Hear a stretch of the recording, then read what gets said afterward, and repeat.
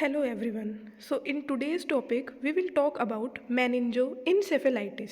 meningoencephalitis क्या होता है, इसके कॉजेज़ क्या हैं, इसके सिम्टम्स क्या हैं, डायग्नोसिस क्या होगी और सबसे मेन चीज़ ट्रीटमेंट। रोल ऑफ फिजियोथेरेपी क्या है meningoencephalitis का, फिजियोथेरेपिस्ट का क्या रोल होता है meningoencephalitis की कंडीशन में। ये एक न्यूरोलॉजिकल कंडीशन है, meningoencephalitis एक न्यूरोलॉजिकल कंडीशन है। So let's start our topic meningoencephalitis. Meningoencephalitis is a condition characterized by the simultaneous inflammation of the meninges. तो सबसे पहले आपको मेनिंजेस का पता होना चाहिए कि मेनिंजेस क्या होती हैं। मेनिंजेस होती हैं हमारी ब्रेन और स्पाइनल कॉर्ड की एक प्रोटेक्टिव कवरिंग होती है, ठीक है। तो मेनिंजेस में अगर इन्फ्लामेशन होगी उस कंडीशन को कहा जाएगा मेनिंजाइटिस।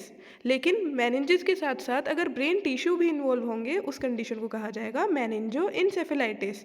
मेनिंजेस क्या है? The protective membrane covering the brain and the spinal cord and the brain tissue itself, मतलब ब्रेन टिश्यू भी इन्वॉल्व हैं। ये एक सीरियस न्यूरोलॉजिकल कंडीशन है। It is a serious neurological condition that requires immediate medical attention. Now we will talk about the causes of meningoencephalitis. क्या कारण होते हैं मेनिंजोएंसेफेलाइटिस के? तो कारण को हमने दो पार्ट में किया है, infectious causes and non infectious causes. Infectious causes में किसी भी इन्फेक्शन के कारण अगर मेनिंजोएंसेफेलाइटिस इन्फ्लामेशन हो रही है, मेनिंजेस में ब्रेन टिश्यू इन्वॉल्व हो रहे हैं ये सब, तो वो होगा इन्फेक्शियस कोजेज। जैसे कि वायरल इन्फेक्शंस के थ्रू कोई इन्फ्लामेशन हो रही है, या फिर बैक्टीरियल इन्फेक्शन, फंगल इन्फेक्शन या पैरासाइटिक इन्फेक्शन। तो इनके कारण कोई भी ब्रेन में डिस्टर्बेंस हो रही है, कोई भी इन्फ्लामेशन हो रही है, तो वो होगा इन्फेक्शियस मेनिंजोइंसेफेलाइटिस। और अगर हम बात करते हैं नॉन इन्फेक्शियस कोजेज़ की, तो नॉन इन्फेक्शियस कोजेज़ में हमारे आती हैं auto immune disease. Auto immune disease क्या होती है? जब हमारा इम्यून सिस्टम हमारे ही ब्रेन के हेल्दी सेल्स, हेल्दी टिश्यूज़ पे अटैक करने लगे, तो उस कंडीशन को कहा जाता है auto immune diseases. For example encephalitis. और next thing is adverse reaction to medication. किसी मेडिकेशन का ओवरडोज हो जाना या किसी दवाई का कोई साइड इफेक्ट आना, एडवर्स रिएक्शन आना। नेक्स्ट मैलिग्नेंसीज और मेटास्टैटिक कैंसर। ट्यूमर्स, कैंसर्स के कारण भी इन्फ्लामेशन हो जाती है मेनिंजेस में। अब बात करते हैं हम सिम्टम्स की। सिम्टम्स क्या क्या होंगे? Severe headache, fever and chills, neck stiffness, altered mental state. Altered mental state में हमारी कन्फ्यूजन, लिथार्जी और seizures, nausea and vomiting, photophobia, sensitivity to light. Severe headache, सबसे पहले सर दर्द, बहुत तेज़ दर्द रहेगा सर में मेनिंजोइंसेफेलाइटिस के पेशेंट में। फीवर एंड चिल्स मतलब ठंडा गर्म, उसको कभी फीवर रहेगा, कभी बॉडी ठंडी रहेगी, कभी गर्म रहेगी। नेक स्टिफनेस, जैसे कि आपको पता है स्पाइनल कॉर्ड की भी कवरिंग है, तो नेक स्टिफनेस भी रहेगी।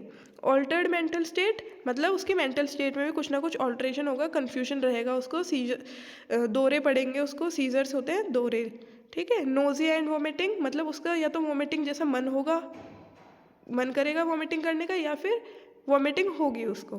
फोटोफोबिया, सेंसिटिविटी टू लाइट मतलब उसको लाइट से भी थोड़ा फोबिया रहेगा, थोड़ा डर सा रहेगा, सेंसिटिविटी रहेगी।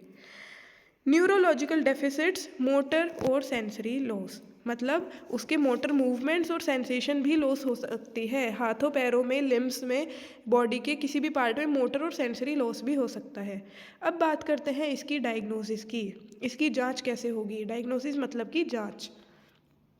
तो इसकी जांच की बात करें तो सबसे पहले होगा क्लिनिकल एग्जामिनेशन। क्लिनिकल एग्जामिनेशन में क्या होगा? Neurological assessment for meningeal sign, Kernig sign या ब्रोडजिंस्की साइन। ये साइन हम पेशेंट्स पर चेक करते हैं एज अ फिजियोथेरेपिस्ट। हम पेशेंट का टेस्ट कैसे करेंगे कि इसको मेनिंजोइंसेफेलाइटिस है या नहीं? तो कुछ स्पेशल टेस्ट होते हैं, कुछ साइंस होते हैं जो एक थेरेपिस्ट पेशेंट के ऊपर चेक करता है। तो वही साइन है ये कर्निक साइन और ब्रोडजिंस्की साइन। इसके थ्रू ही हमारा असेसमेंट होता है, न्यूरोलॉजिकल असेसमेंट। नेक्स्ट है लेबोरेटरी टेस्ट। लैब के अंदर हमारा किस चीज़ का टेस्ट होगा? CSF फ्लूइड का एनालिसिस के लिए, cerebro spinal fluid analysis via lumbar puncture, मतलब CSF फ्लूइड का एनालिसिस लंबर पंक्चर के थ्रू। ये हमारा L3, L4 या L4, L5 रीजन के बीच में पाया जाता है। Blood test for infection markers, blood test कराया जाएगा कि किसी इन्फेक्शन तो नहीं है, किसी इन्फेक्शन की वजह से तो इन्फ्लेमेशन नहीं हो रही, बैक्टीरियल वायरल इन्फेक्शन की आइडेंटिफाई करने के लिए। इमेजिंग टेस्ट में हमारा सीटी स्कैन और एमआरआई स्कैन आएगा, जिसमें हमें इन्फ्लेमेशन का पता चलेगा, एडिमा का पता चलेगा, एब्सिस का पता चलेगा। EEG to assess seizure. Now we will talk about treatment में सबसे पहले हम बात करेंगे मेडिकल मैनेजमेंट की। मेडिकल मैनेजमेंट मतलब मेडिसिन वगैरह क्या चलेंगे उसकी। अगर किसी वायरस या किसी इन्फेक्शन के थ्रू हो रहा है तो एंटीबायोटिक्स चलेंगी, एंटीवायरल्स चलेंगी, ठीक है। कॉर्टिकोस्टेरॉइड चलेगी इन्फ्लामेशन कम करने के लिए, एंटी कन्वल्सेंट्स चलेगी, सीजर्स वगैरह आ रहे हैं तो एंटी कन्वल्सेंट्स भी चलेंगी। सपोर्टिव केयर में ऑक्सीजन थेरेपी, आईवी फ्लूइड्स और न्यूट्रिशन। अब बात करते हैं प्रोग्नोसिस की, ट्रीटमेंट की, कि रिकवरी कैसे होगी। अर्ली ट्रीटमेंट इम्प्रूव्स आउटकम, जितनी जल्दी ट्रीटमेंट शुरू होगा उतना अच्छा आउटकम होगा।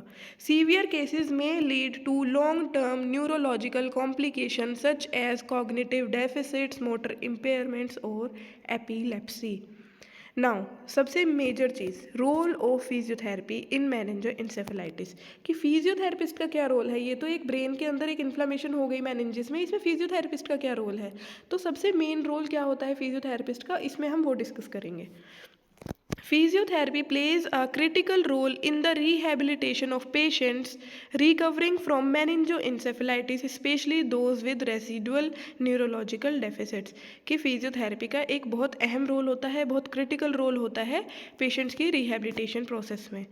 गोल क्या होते हैं फिजियोथेरेपिस्ट के, restore functional independence, improve motor and cognitive function, prevent secondary complication, enhance quality of life. Main goal क्या होते हैं कि उसका रीस्टोर करना है इंडिपेंडेंस, फंक्शनल इंडिपेंडेंस। जैसे कि पेशेंट पहले इंडिपेंडेंट था, खुद से सारी चीज़ें करता था, लेकिन मेनिंजोइंसेफेलाइटिस के बाद वो डिपेंडेंट हो गया दूसरों पे, तो उसको वापस हमें उसकी इंडिपेंडेंसी पे वापस लाना है, उसके फंक्शनल मूवमेंट्स वापस लाने हैं। Improve motor and cognitive function, वही कि उसके मोटर मूवमेंट भी वापस लाएंगे, एक्टिविटीज़ ऑफ डेली लिविंग जो थी उसकी, जो पहले करता था उसी तरीके से उसको रीट्रेन करना है, रीलर्न करानी है एक्टिविटीज़। प्रिवेंट सेकेंडरी कॉम्प्लिकेशन, अगर फिजियोथेरेपी नहीं कराओगे तो आगे कॉम्प्लिकेशन और बढ़ेगी, लेकिन अगर फिजियोथेरेपी टाइम से स्टार्ट कर दोगे तो सेकेंडरी कॉम्प्लिकेशन भी प्रिवेंट होंगी। इन्हेंस क्वालिटी ऑफ लाइफ, उसकी जो लाइफ होगी, क्वालिटी होगी लाइफ की, वो भी इन्हेंस होगी। Now we will talk about the physiotherapy interventions, कि एक्यूट फेज में क्या फिजियोथेरेपी देंगे, सब एक्यूट फेज में क्या फिजियोथेरेपी देंगे, क्रॉनिक कंडीशन या रिहेबिलिटेशन फेज क्या होगा, तो वो सब डिस्कस करेंगे।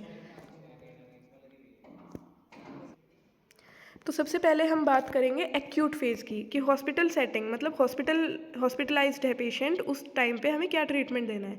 सबसे पहले हॉस्पिटलाइज्ड पेशेंट है वो एक ही पोजीशन में लेटा हुआ होगा, ठीक है। वो उसकी कंडीशन के ऊपर डिपेंड करता है कि वो किस कंडीशन में आपको मिला है, कि बिल्कुल कॉन्शियस है, अनकॉन्शियस है, सेमी कॉन्शियस है, रिस्पॉन्ड कर रहा है या नहीं कर रहा है, ठीक है। तो पहले आपको उसकी कंडीशन देखनी होगी, देन उसकी पोजीशनिंग पे काम करना है कि उसकी पोजीशन चेंज करानी है। अगर लेटा लेटा हुआ है तो बिठाने की कोशिश करनी है या करबट दिलानी है, ठीक है। तो पोजीशन चेंज करनी है। पोजीशन क्यों चेंज करनी है, ताकि प्रेशर सोर्स या अल्सर्स ना बने, बेड सोर ना बने।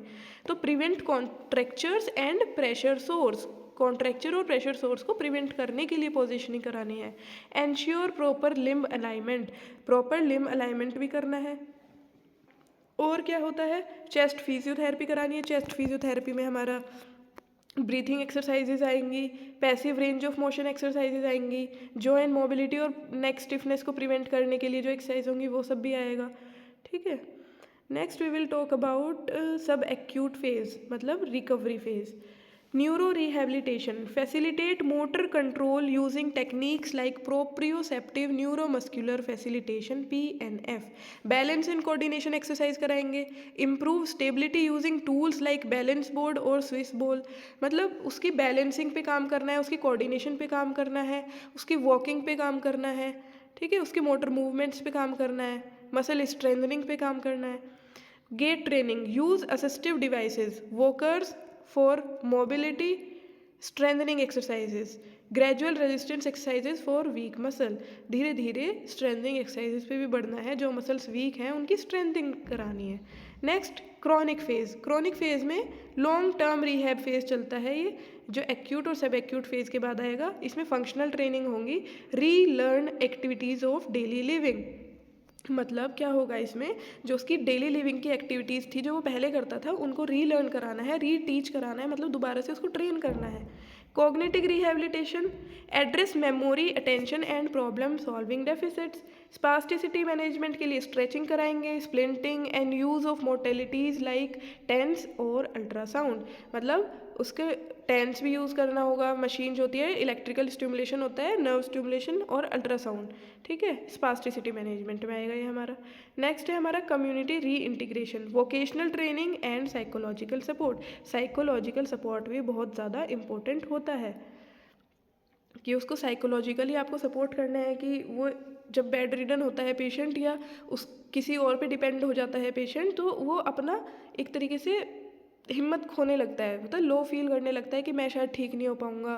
तो आपको उसको साइकोलॉजिकली ट्रेन करना है कि नहीं, आप ट्रीटमेंट ले रहे हैं, आप जल्दी रिकवर करेंगे, आप जल्दी ठीक हो जाएंगे, ठीक है। आपको उसको प्रॉपर ट्रेनिंग करनी है, उसकी साइकोलॉजिकली भी ट्रेन करना है उसको। फिजियोथेरेपी मॉडलिटीज़ में आप क्या यूज़ कर सकते हैं, इलेक्ट्रिकल स्टिमुलेशन यूज़ कर सकते हैं, हाइड्रोथेरेपी यूज़ कर सकते हैं, थेरेप्यूटिक अल्ट्रासाउंड यूज़ कर सकते हैं और ऑक्यूपेशनल थेरेपी कोलैबोरेशन भी कर सकते हैं।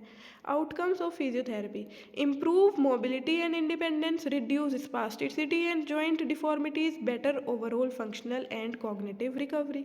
ये हमारा रिजल्ट जो आएगा वो। So thank you everyone for your support.